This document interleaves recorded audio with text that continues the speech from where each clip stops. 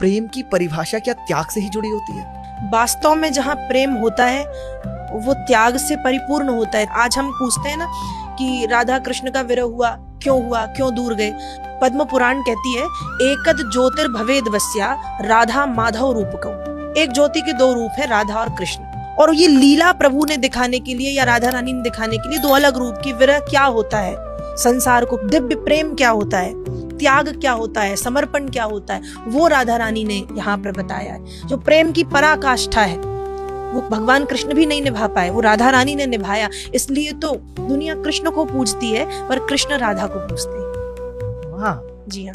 But एक सांसारिक दृष्टि से कि श्री कृष्ण जी मथुरा से निकल के आ गए हैं और अब वो मथुरा नहीं गए, पीछे राधा रानी का जीवन कैसा रहा, क्या किया उन्होंने वहां पे? उन्होंने भगवान कृष्ण के वियोग में अपने जीवन को कृष्णमय बना दिया। तो उस वियोग के बाद वो कृष्णमय हो गई हैं। वो राधा राधा नहीं रही, वो कृष्ण हो चुकी थी। और सिर्फ राधा रानी नहीं, गोपियां भी कृष्ण हो गई थी। जो देखता था वो कहता था कि इनकी तो आंखें, इनका चलना, इनका बोलना, इनका हंसना तो सब कृष्ण के जैसा है।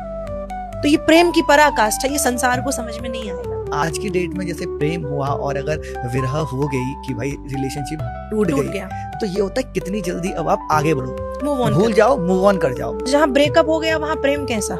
प्रेम में वियोग होता है, प्रेम में विरह होता है, प्रेम में दूरी होती है, पर प्रेम में अलगाव नहीं होता, प्रेम में ब्रेकअप नहीं होता। जहाँ ब्रेकअप हो रहा है वो आपका प्रेम नहीं है, वो मोह है, वो आकर्षण है। और यदि वास्तव में संसार के किसी मनुष्य से आपको प्रेम है ना, तो आप उसको भी भगवान के जैसे मानेंगे, उसमें भी आपको भगवान दिखेगा। तो वो कहते हैं ना, प्रेम परिचय को पहचान बना देता है, प्रेम वीराने को गुलिस्तान बना देता है। मैं आप बीती कहता हूँ औरों की नहीं, प्रेम इंसान को भगवान बना देता है। वाह क्या बात है, जी।